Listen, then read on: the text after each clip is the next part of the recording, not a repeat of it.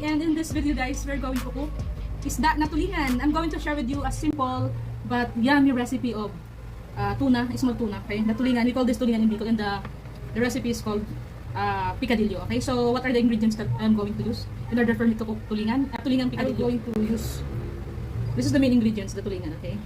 And pag sinabi kasing picadillo sa Bicol, may gata yan guys. So I have here 1.5 cup of fresh coconut milk, okay? I'll have here the pechay. Ganyan na lang siya guys. Sab-sab kong sab-sab. This is one of the secret of making ourselves healthy. Of course, eating the right amount of vegetable regularly. Okay. Paninta natin, we have sili, we have luya, we have onion, the garlic.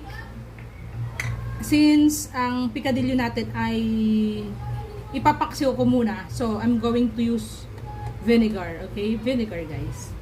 And last but not the least, the cracked pepper. This is not ground, so this is just cracked. Okay, so without further ado, let's start the cooking tutorial. So ayun guys, meron tayong malinis na lagayan.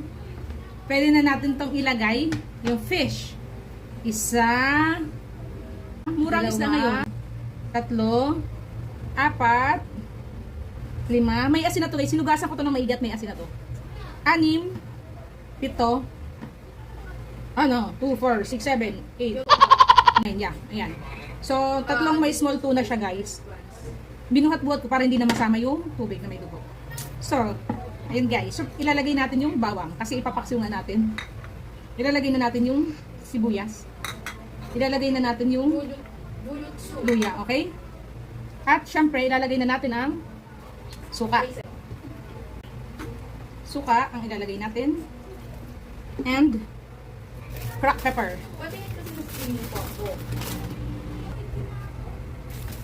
Lagay ko guys ang cracked pepper. Okay. And I'm going to put another salt, a bit of salt again. 2 pinch of salt.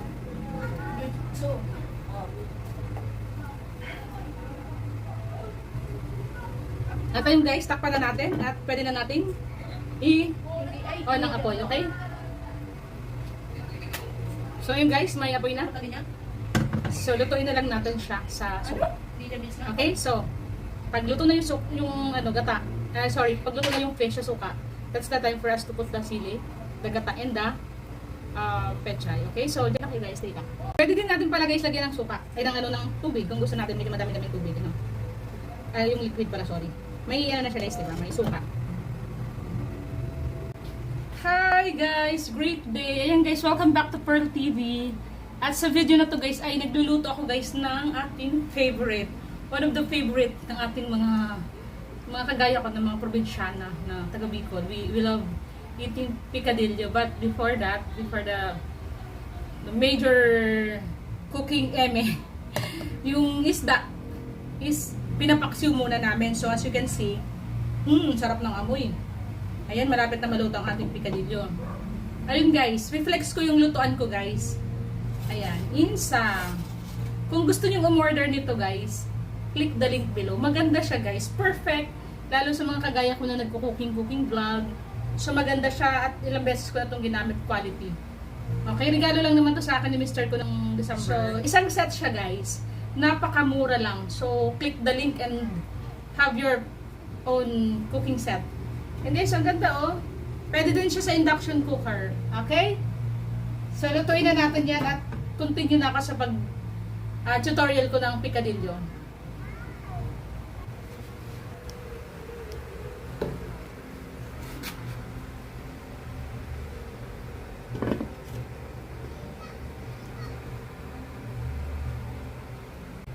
So, yung guys, luto na ang ating paksiw. Okay? And since ito ay gagawin nating picadillo, aga na ada siling haba, okay? And of course, the gata. Gata is live. Okay? And the vegetable that I prefer to put in this picadillo is what? The pechay. Ang dami-dami kong pechay guys. Ayan. Sobrang dami. Kasi yung pechay guys, mabilis tumalupay-pay eh. Mabilis naman guys ang pechay malupay-pay. Kaya kahit damihan mo, walang problema. Okay?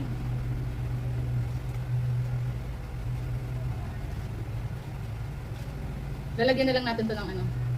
Papalupay-pay muna natin. Ayan. Hugasan nyo guys, maybe yung pechay. Sobrang dami niya, no?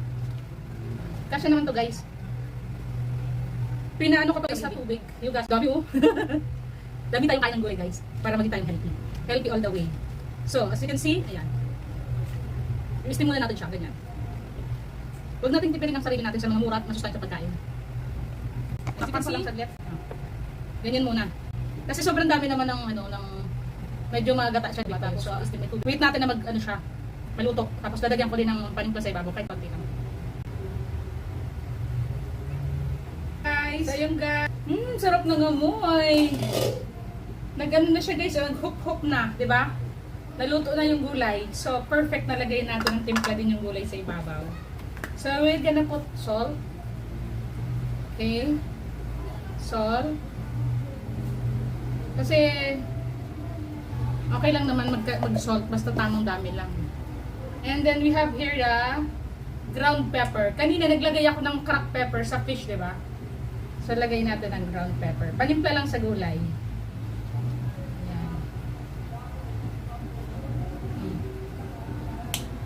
And last but not the least guys, the ground garlic. Ayun, sarap. Yummers. So, ayan. Grabe, sarap ng amoy guys. Sobrang yummy. Sobrang guys oh.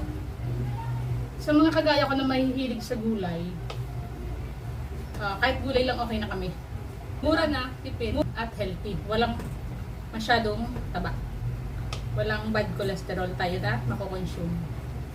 Okay, so takpan ko na lang din ulit guys para lutuin pa more ang ating gulay at isda. Okay? So mamaya, abangan natin pag perfect na siya.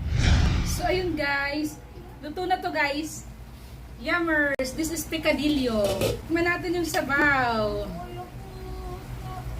Tingnan nyo guys yung dahon ng ano, pechay. Nag-hop-hop na. Well, ang sarap guys. So yummy. Perfect na siya guys. Nagmamantika na siya as you can see, di ba? Pakita ko sa inyo.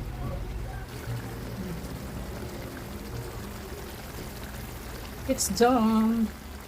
It's done, yummers. At sakto guys, bagong luto yung kanin. Oh, as you can see, the kanin is kakaluto lang ng kanin guys. Oh, kuha tayo guys. Titikim tayo. Oh. Kumukuha ko guys ng kanin. Kakaluto lang din ng kanin. The kanin is cocomelon. Okay? So, i-off na natin to guys. Luto na to. Yeah. So, diba guys? Luto na siya. Kakuha na tayo. At ako'y kakain na. Natatakam na ako. Fish. Sabaw.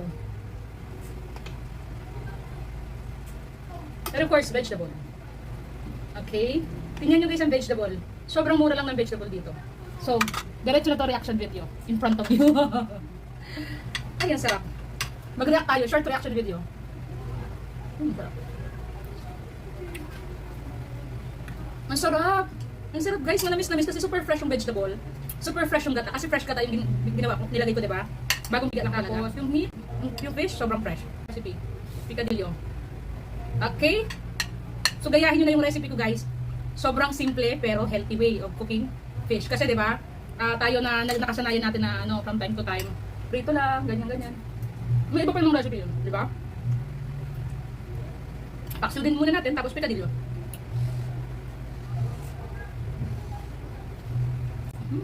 Gulay. Perfect. Sarap. Tama lang yung dami ng asin. Tama lang yung dami ng pepper, ground pepper. Dami ng chili pepper. Okay, nag-blend siya. Sarap ng combination. Bye and thanks for watching. Love you all. Please like and subscribe, okay? And click the link to order the kawali. Lutuan, di ba? Ang ganda, di ba? And guys, mura lang yan, isang set.